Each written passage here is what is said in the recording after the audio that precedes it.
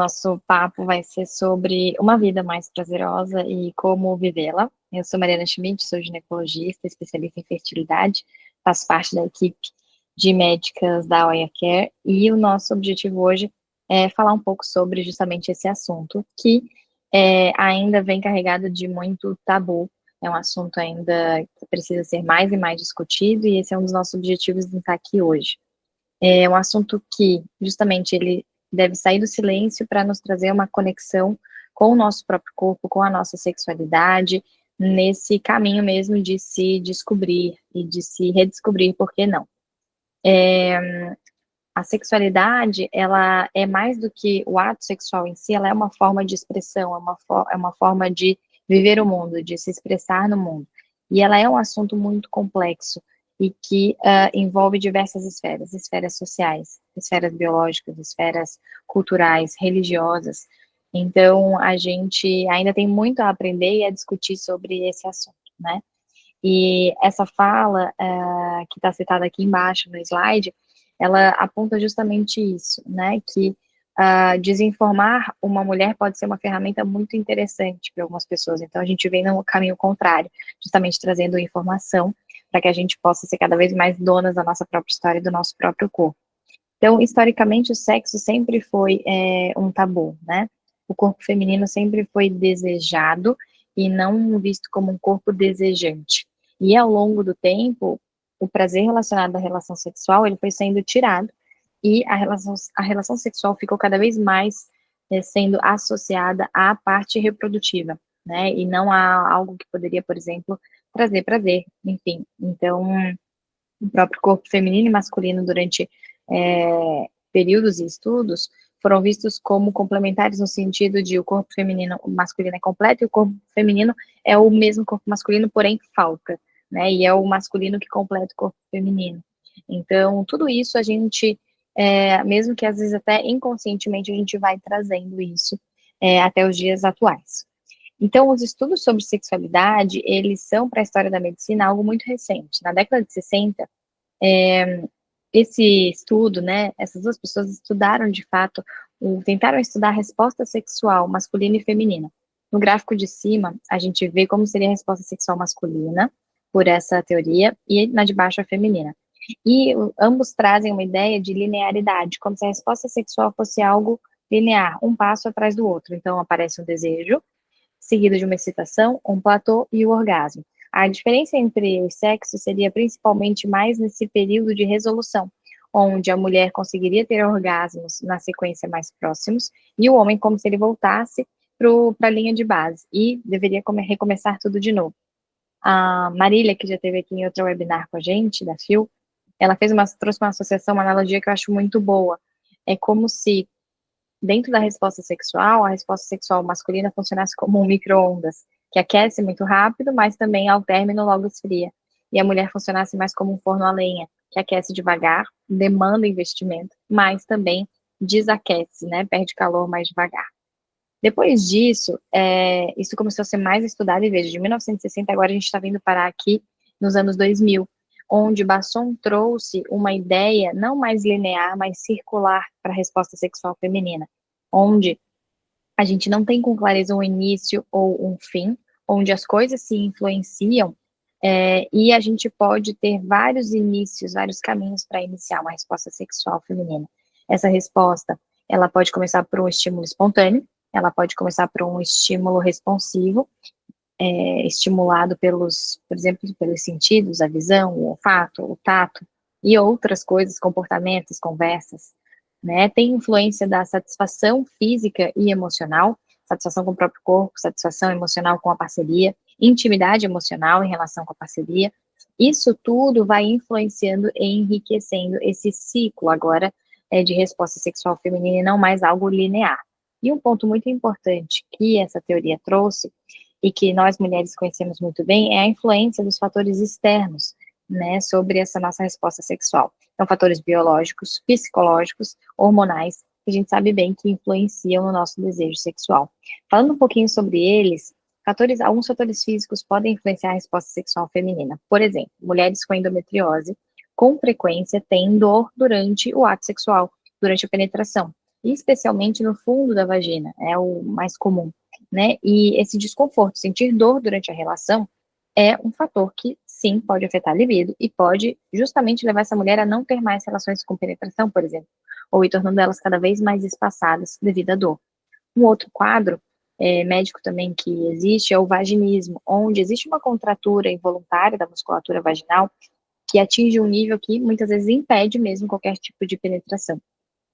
Para além de fatores físicos, a gente pode ter fatores hormonais. O mais clássico, a menopausa, né, onde a gente tem queda dos níveis de estrogênio, que é um hormônio importante no nosso organismo e que está ligado à libido, tanto em homens quanto em mulheres.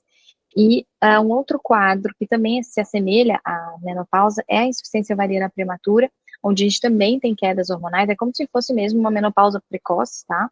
E ambas trabalham nessa mesma forma, na queda de níveis hormonais que são importantes para a nossa resposta sexual. Uso de medicações e fatores psíquicos e psicológicos, eu vou falar em conjunto aqui. Então, medicações hoje que são muito frequentes, como ansiolíticos e antidepressivos, ou mesmo para aquelas pessoas que não fazem uso dessas medicações, mas que estão diante de um quadro de ansiedade, depressão, sem um tratamento, um acompanhamento, podem ter a sua libido minada nesse aspecto, a sua relação sexual dificultada, às vezes em demora para se sentir um nível de excitação adequado, ou mesmo desejo para iniciar a relação sexual. Tudo isso pode influenciar. A própria ansiedade e depressão por si só, independente das medicações, pode deixar a paciente, né, a mulher absolutamente sem desejo de iniciar uma relação sexual. Bem, e aqui daria uma discussão inteira, né? Os fatores sociais, relacionais e crenças. Aqui entra a religião e qual era a conotação sexual sob o aspecto da religião onde a gente cresceu, comportamentos esperados para uma mulher, comportamentos esperados para um homem.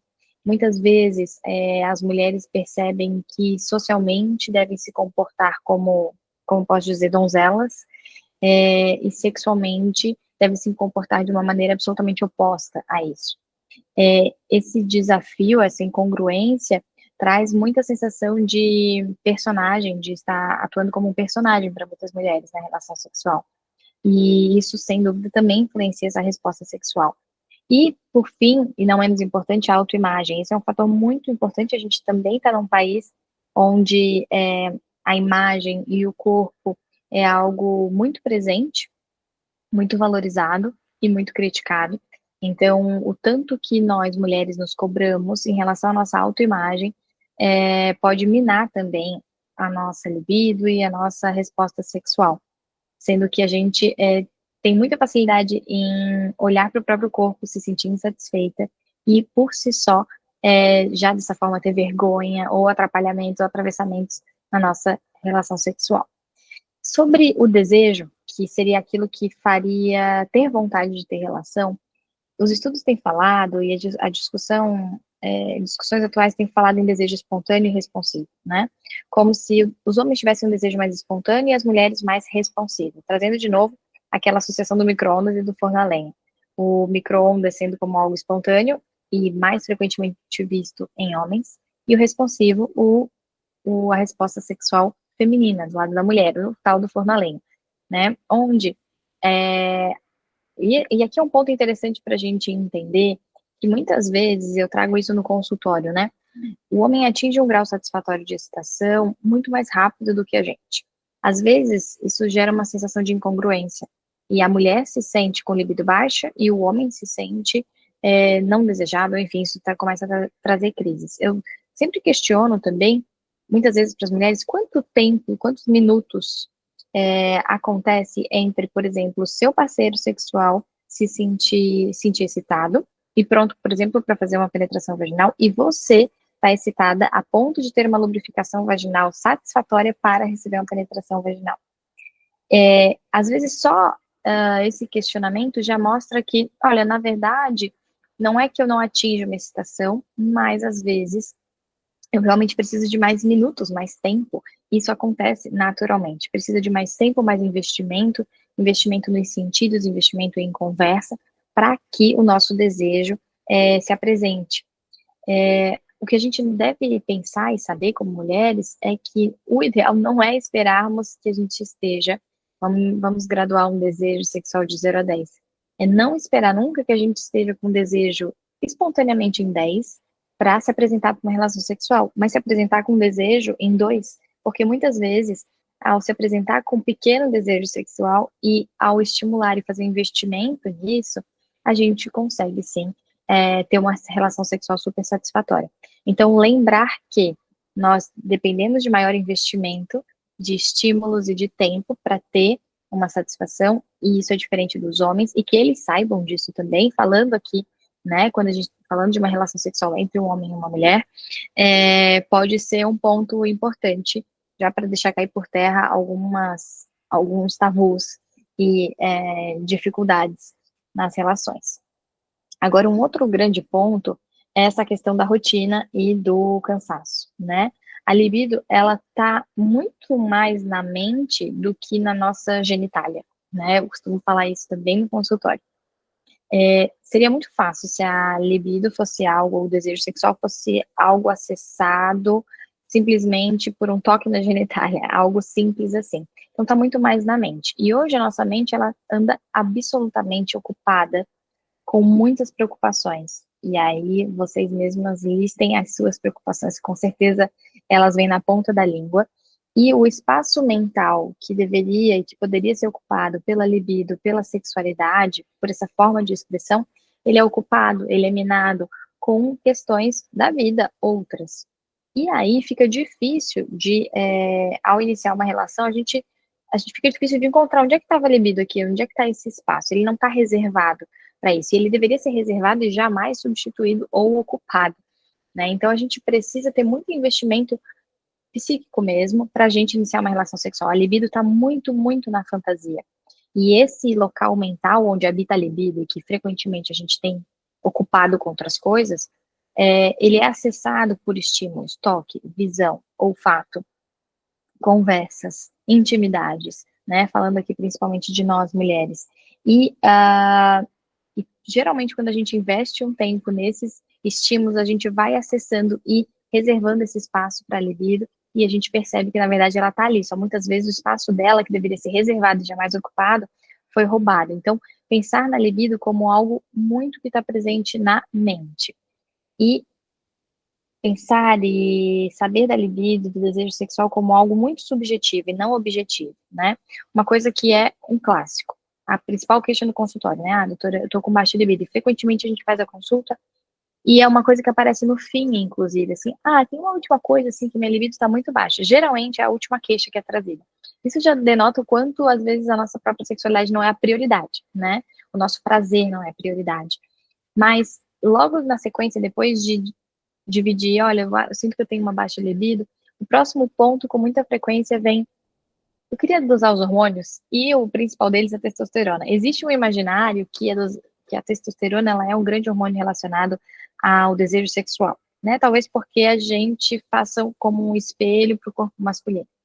Mas, fazer uma dosagem no corpo feminino em busca de alguma resposta para a libido, não faz um sentido, não faz sentido clínico mesmo. O nível de testosterona no corpo feminino ele é baixo, porque a gente, para início de conversa, nós não temos testículos, que são os grandes fabricadores de testosterona, né? Então, é esperado que o corpo feminino tenha um nível menor de testosterona. Então, dosar um hormônio para ver que ele está num nível mais baixo, e que esse é o normal, o que isso nos traz? E, na verdade, eu acho que o objetivo de querer dosar um hormônio é a gente querer trazer a libido, que é algo super subjetivo, para algo objetivo. E aí é que tá, não existe um exame para a gente dosar a libido e dizer se ela está alta ou baixa, adequada ou inadequada.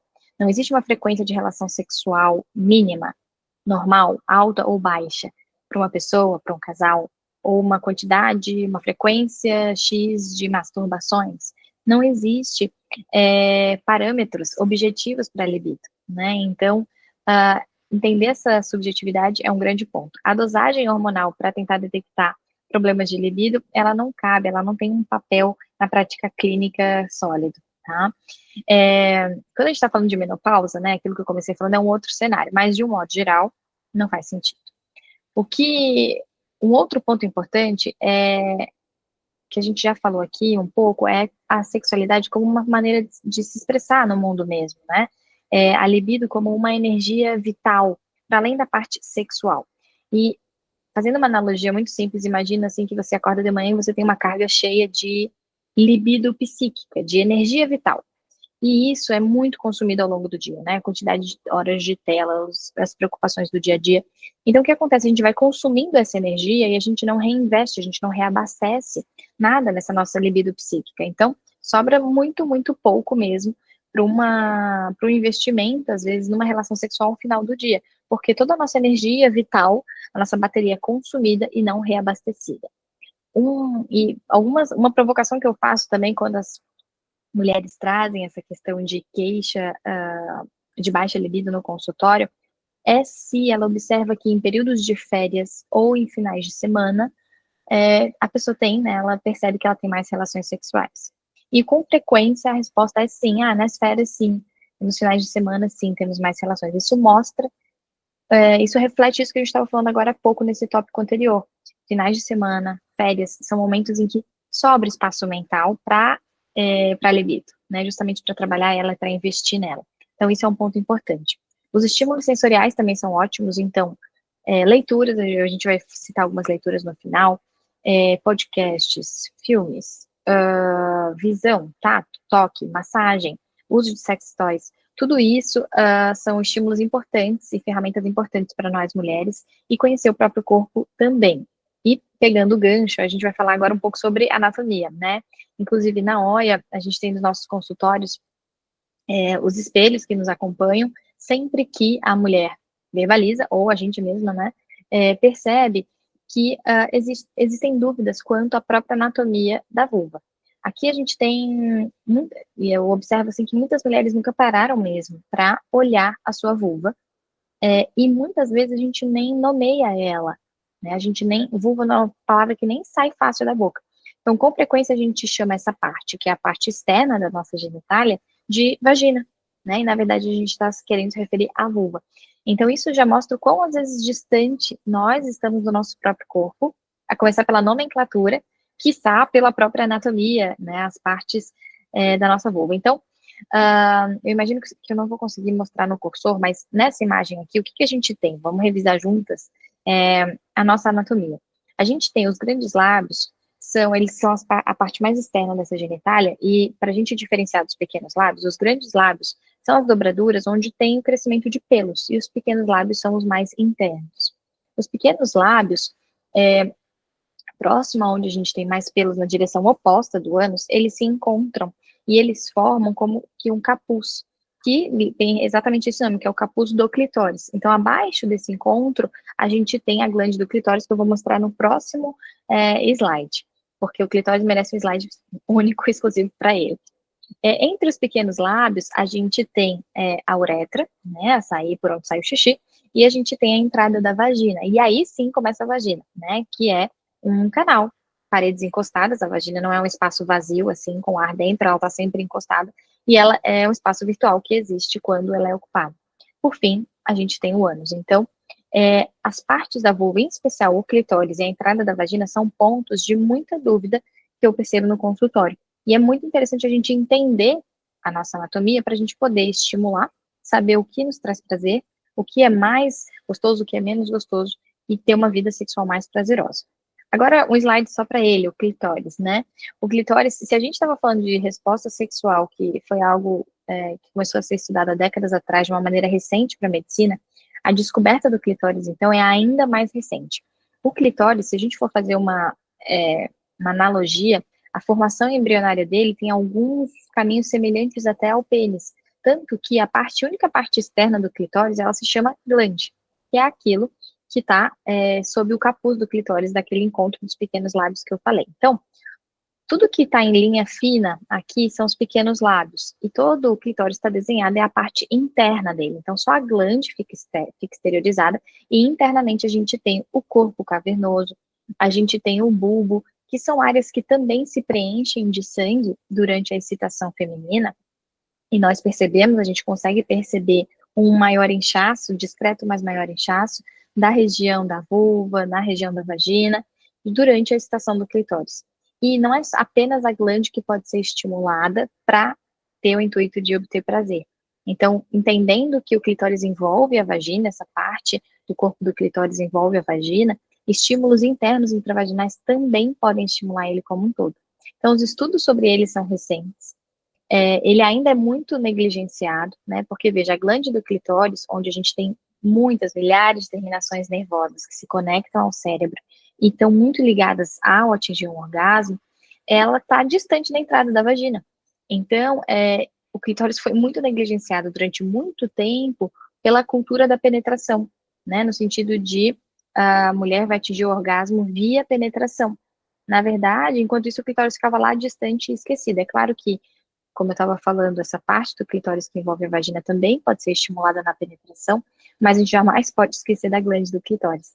E quanto mais a gente conhece, melhor a gente usufrui dele, do nosso corpo, e melhor a gente apresenta para nossa parceria. Então, se nós mesmas, muitas vezes, não conhecemos nosso corpo, a anatomia do clitóris e como estimulá-lo, imagina a nossa parceria, né? Bem, a gente, então, falando de sexualidade, falando de sexualidade como uma forma de se expressar no mundo para além do sexo, né? É importante nesse ponto a gente falar sobre conectarmos com nós mesmas, né? Conectarmos com o nosso corpo, fazer isso que a gente estava falando, conhecer o nosso próprio corpo, pegar um espelho ou na sua ida ginecologista, pedir, olha, me explica onde que fica aqui, onde que fica o clitóris, onde é a entrada da vagina, para a gente entender. Um estilo de vida saudável é importante, sem dúvida. Estimular o erotismo através de conversas, através de leituras, através de experiências, através de pensamentos e fantasias. Entender se o seu estilo de desejo é mais responsivo ou mais espontâneo. Valorizar o prazer na relação para além desse, qual que é o meu nível inicial de desejo? O que eu quero dizer com isso? Eu tenho baixa libido. Por quê? Porque antes, no início da relação, nosso relacionamento, eu tinha muita excitação, muita vontade de ter relação, e agora isso reduziu, né? Então a minha libido tá baixa. Na verdade, talvez seja interessante, mais interessante dosar a sua libido em quão satisfatória é a sua relação sexual do que qual que é o seu desejo inicial para começar a relação. Porque esse desejo, ele tende a ir diminuindo ao longo do tempo, ele precisa ser investido, como a gente falou até aqui. Criar experiências positivas, isso é muito importante para tudo na vida. Experiências positivas geram no nosso cérebro uma vontade de querer mais. E experiências negativas nos levam para o caminho oposto. Permitir se sentir também sem julgamentos, né? Eu acho que no nosso último encontro, a Marília contou uma história de alguma cliente deles que contou que mesmo num quarto, sozinha, ela tinha dificuldade de se masturbar porque ela tinha como que um medo de estar sendo filmada ou gravada. Então, deixar cair por terra e trabalhar tudo isso que nos é colocado na mente desde pequenininhas para poder viver essa sexualidade ao máximo, assim. E uma provocação que também é um pouco uma brincadeira que às vezes eu faço no consultório, quando as mulheres chegam praticamente convencidas de que sim, a sua libido está muito baixa, principalmente porque elas comparam ela e a atual parceria no presente e há anos atrás, no início do relacionamento. Elas fazem essa comparação e dizem, nossa, minha libido acabou, baixou muito, não tenho vontade de ter relação nenhuma. Uma provocação que eu faço é a seguinte: imagina que esse seu relacionamento acabou, você ficou solteiro. E agora imagina a parceria mais linda e atraente que você consegue imaginar, que é o seu estilo. Imagina agora que você vai passar um final de semana de férias com essa nova parceria. Você acha que você não ia ter nenhuma relação sexual nesse final de semana com essa nova parceria que você acha maravilhosa e super atraente? E aí vem uma risada, geralmente, em resposta, né? Eu quase que consigo ler na mente das pacientes. Nossa, sim, com certeza eu teria relações sexuais com essa pessoa. Isso é só uma provocação, né? Não é nenhum convite a terminar relacionamentos. Mas a provocação aqui é relacionamentos prolongados, eles acabam sendo, a gente perde muito a questão de novidade, de novos estímulos, de justamente fantasia, né? E também é muito minado pela rotina e pelo cansaço, aquilo que a gente estava falando. Então, é importante a gente entender que provavelmente a nossa libido está ali, ela existe, ela só está tendo seu local ocupado por outros pontos da vida. E ela precisa de estímulos, muitas vezes estímulos novos, para a gente mantê-la por ali. Inclusive, estímulos novos, pegando aqui esse gancho, podem ser ferramentas importantes. Os sex toys e lubrificantes podem ser ferramentas muito interessantes para nos ajudar a ter relações sexuais, né? Relações sexuais com parceria e também a masturbação. Isso nos ajuda a entender melhor o nosso corpo, a entender melhor qual maneira de estímulo funciona melhor para o nosso corpo. É penetração? Não, não é penetração. Poxa, eu gosto desse tipo de vibrador, nessa velocidade de vibração, eu gosto desse tipo de sucção, enfim, tudo isso a gente consegue explorar melhor, sozinha e também para se apresentar para parceria, né? A Marília também fez, e eu estou citando super a Marília aqui, porque as falas dela e as associações dela são sempre muito boas. Ela cita uma correlação entre fazer uma trilha a pé ou fazer uma trilha de bicicleta. Ambas as experiências podem ser super gratificantes, mas fazer a trilha de bicicleta talvez te faça chegar mais rápido lá, te faça ter outras sensações gostosas que andar a pé não, como o vento batendo na cara. Então, o uso de sex toys, eles podem ser essa bicicleta nessa trilha, eles podem te trazer uma boa experiência também sobre outra ótica. Muito bem, para quem ficou com vontade de ler um pouco mais sobre essa questão do corpo feminino, eu sempre falo de livros que acho que fazem sentido todas nós mulheres lermos, e eu vou pedir para a Glau colocar no chat depois os livros e as autoras. O primeiro deles é A Origem do Mundo, não fala apenas sobre sexualidade, mas sobre toda essa construção do olhar sobre o corpo feminino historicamente. É um livro muito bem escrito e é uma história em quadrinhos, então super gostoso de ler. O outro é Sexoterapia, que é de uma sexoterapeuta brasileira, onde ela traz casos do consultório e nos quais muitas vezes a gente se vê, né? Principalmente pessoas com relacionamentos longos. Ela traz várias histórias de pessoas que passaram com ela, com dificuldades e com histórias diferentes em relação à sexualidade, onde muitas vezes a gente lê o livro e consegue se espelhar ali e se ver. E o outro, que é um livro ultra divertido e ilustrado, se chama Clube do Orgasmo. Ele fala disso de anatomia, tanto da genitália masculina quanto da genitália feminina, e de maneiras diversas de estimular um ao outro. Então, eu acho que são excelentes opções de leituras. Bom, para além dessa webinar, como eu estava falando também anteriormente, a OIA é um espaço onde a sexualidade não é um tabu, onde vocês, com muita segurança e à vontade, podem abordar esse tema, e esse e qualquer outro que você considere um tema íntimo, onde vai ter uma escuta respeitosa, um exame físico respeitoso, e é onde a gente vai, de fato, tentar entender quais são os gargalos de sexualidade, enfim, tentar auxiliar e guiar vocês nesse processo. Nem que seja, às vezes, só para fazer algumas provocações e ter uma boa conversa. Perfeito, doutora, muito obrigada pela apresentação. Pessoal, boa noite, meu nome é Glau, faço parte do time de marketing da OIA, e agora eu vou auxiliar aqui a doutora a responder as perguntas que vocês enviaram via o link que foi deixado no chat. Eu vou repetir aqui caso alguém tenha perdido, vou deixar aqui novamente. É através desse link que vocês podem enviar suas dúvidas de maneira anônima, ou se quiserem se identificar. Mas se também quiserem participar online aqui agora, é só levantar a mãozinha aqui no Meet, que a gente aprova a participação de vocês e fica liberado, tá? Bom, então vamos lá. Para a primeira perguntinha, qual a sua indicação para secura vaginal na menopausa? Bom ponto. A gente tem que avaliar para poder dar uma resposta mais assim sólida, né, e individualizada para o seu caso. Mas para início de conversa, às vezes só fazer a terapia de reposição hormonal, ela já é o suficiente para melhorar a lubrificação vaginal e sentir uma melhor hidratação vaginal ao longo do dia inteiro, não só na relação sexual, né? Isso tem que ser avaliado. Eventualmente, quando a gente tem uma secura mais externa, para além da terapia, ou quando a gente tem contraindicação de usar terapia hormonal, existem hidratantes para vulva e hidratantes vaginais, que podem ser indicados também. Incrível. Doutora, a próxima pergunta é, já ouvi falar que se usar muito vibrador, eu posso desensibilizar o clitóris. É verdade? Verdade ou Não, mito, né, doutora? verdade ou mito? Não. Na verdade, o que acontece é, trazendo de novo aquela analogia, né? Muitas vezes, a experiência de chegar a um orgasmo junto com um sexy toy, com um vibrador, por exemplo, pode ser mais intensa e trazer mais prazer. Não é que estimulá-lo de outra forma, por exemplo, sem o sexy toy, né? Uma masturbação com os dedos, não é que não vai dar certo, não é que vai ficar inabilitada, né, desabilitada essa modalidade. Você só vai, ao comparar com o uso de um vibrador, por exemplo, perceber que lá você talvez consegue ter um orgasmo mais intenso ou mais rápido, e não que na verdade foi desensibilizado, são só estímulos de intensidades diferentes. Perfeito.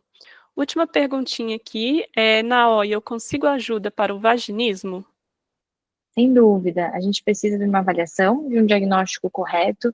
Existe uma outra questão de saúde ginecológica que pode se confundir, que se chama vulvodínia. Então, a gente precisa avaliar, entender, para diferenciar entre um e outro.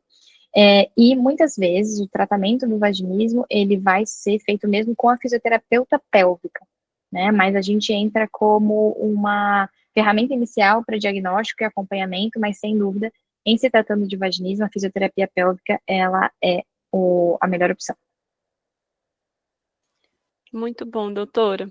Bom, encerramos as nossas perguntas, mas lembrando que a gente está à disposição pelo WhatsApp e também pelos nossos canais de comunicação, Instagram, e-mail e outras redes, para tirar qualquer dúvida que vocês tenham posteriormente. E esse webinar ele vai ficar gravado, então nos próximos dias dessa semana, todas vocês vão receber via e-mail, o e-mail cadastrado para participar aqui, a gravação desse webinar. Doutora, muito obrigada pela participação, sempre muito bom estar aqui contigo. Obrigada, Glau. Obrigada, meninas. Foi um prazer estar aqui com vocês também. Um beijo. Beijo, boa noite, gente. Bom descanso. Tchau, tchau.